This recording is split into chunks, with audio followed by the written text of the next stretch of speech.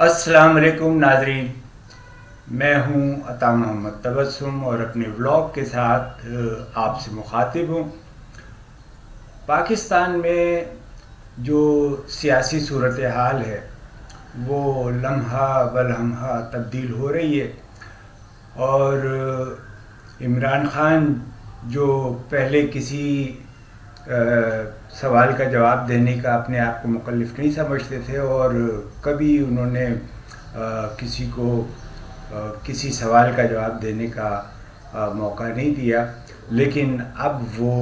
कटहरे में आ रहे हैं और आहिस्ता आहिस्ता उनको मुख्तलिफ़ चीज़ों के जवाब देने पड़ रहे हैं। गुज़िश्ता रोज़ जो है वो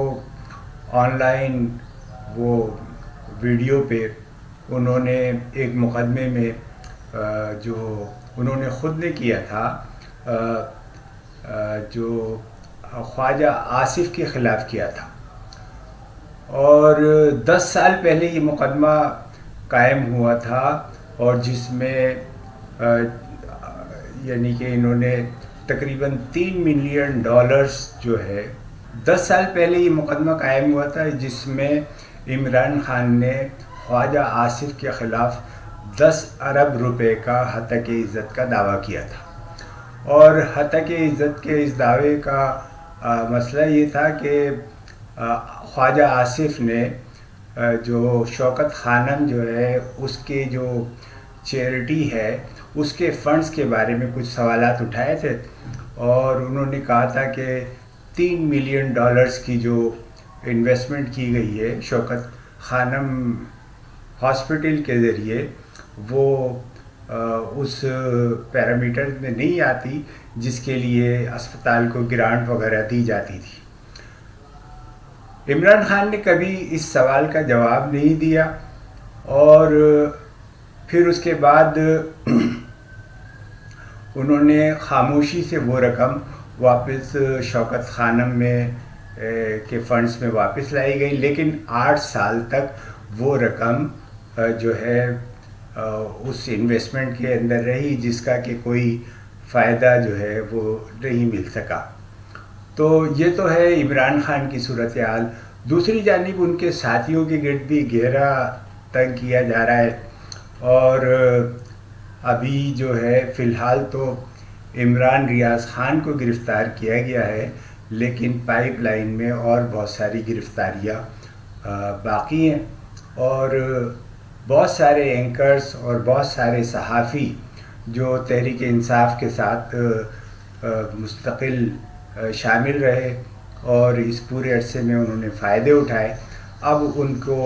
आजमाइश का सामना करना पड़ रहा है। और ये आजमाइश ऐसी है कि इसमें बहुत सारे लोग ची बोल जाएंगे, यानी कि वो उस तरीक़े से उसका मुकाबला नहीं कर पाएंगे। अच्छा, पहले ये लोग जो है गोगी और पिंकी के बारे में कोई जवाब और कोई बात नहीं करते थे, लेकिन अब उनकी करप्शंस के जो मामलात हैं उनकी फ़ाइलें भी खुलने लगी हैं और ये सारा सिर्फ इसलिए हो रहा है कि इन्होंने गुज़िश्ता दिनों में जो हुकूमत से निकलने के बाद जो इन्होंने जो इस्टेब्लिशमेंट के ख़िलाफ़ एक मुहिम चलाई है और उसके नतीजे में जो पूरे मुल्क के अंदर और दुनिया भर में पाकिस्तानी अफवाज की जो बदनामी हुई है उसके ऊपर अब सख्त इक़दामात उठाए जा रहे हैं। अच्छा, दूसरी तरफ जो है मुस्लिम लीग जो है वो भी अब क़ुव्वत पकड़ रही है और तवक्का ये है कि ईद की छुट्टियों के बाद इसहाक़ डार जो है वो पाकिस्तान आ जाएंगे और वज़ारत ख़ज़ाना का जो है वो ओहदा संभाल लेंगे। इससे लगता यह है कि जो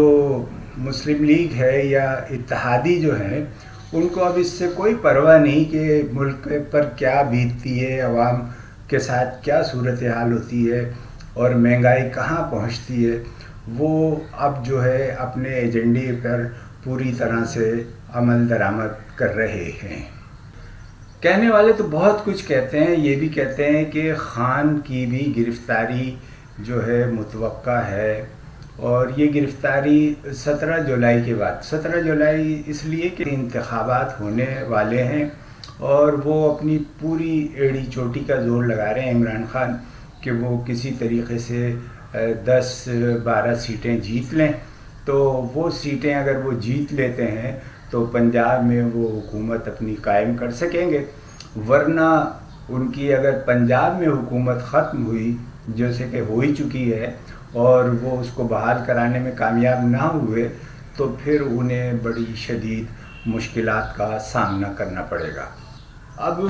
بہت سارے معاملات ایسے ہیں جو سامنے آ رہے ہیں اور جن کے اوپر لوگ گفتگو کرنے لگے ہیں اور زبانیں کھلنے لگی ہیں. ان میں سے ایک قومی احتساب بیورو کے سابق chairman justice retired Javed Iqbal تھا. ان کے بارے میں مختلف معاملات جو ہے وہ پہلے بھی اٹھتے رہے لیکن ان کو دبا دیا گیا. ان کے خلاف جو سب سے زیادہ شکایات ہیں وہ خواتین کی جانب سے ہیں، اور پہلے بھی بہت ساری خواتین نے کئی ایک نے تو برملا اس بات کا اظہار کیا تھا، اور وہ خبریں بھی سامنے آئی تھیں کہ ان میں اور انہوں نے ان خواتین کے ساتھ جس طریقے کی گفتگو کی تھی اس کی ویڈیو بھی لیک ہوئی تھی. اچھا، جسٹس ریٹائرڈ جاوید اقبال صاحب کا ماضی بھی کچھ اتنا تابناک نہیں رہا ہے. وہ کوئٹہ میں جب تھے تو اس زمانے میں جب ان کو قومی احتساب بیورو کا چیئرمین بنانے کے لیے بات ہوئی تو اس وقت زمانے میں یہ سیشن جج کوئٹہ تھے. اس زمانے میں فواد حسن فواد نے ایک رپورٹ مرتب کی تھی،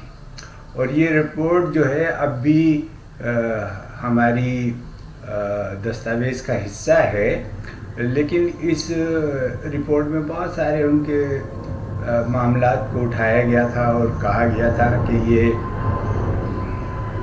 اس عہدے کے لیے قطعاً مناسب نہیں. لیکن جس طرح کہ ہم دیکھتے ہیں کہ ہمارے معاملات کے اندر بہت سارے بااثر لوگ دخیل ہیں، تو اس زمانے میں میاں نواز شریف کی حکومت تھی اور یہ معاملہ میاں صاحب کے پاس گیا تو اس وقت ملک ریاض صاحب نے مداخلت کی اور دوسرے زرداری صاحب نے سفارش کی، اور یوں جو ہے ان کو چیئرمین نیب لگایا گیا. اور اس وقت صورتحال ایسی تھی کہ انہیں یہ لکھ کر دینا پڑا نواز شریف کو کہ میں استعفیٰ آپ کو لکھ کے دے دیتا ہوں، جو ضمانت کے طور پر آپ اس کو اپنے پاس رکھ لیں، اور اگر میرے بارے میں کوئی ایسی بات ہو تو پھر وہ آپ استعمال کر سکتے ہیں. تو یہ تو ہمارے مقتدر اداروں کے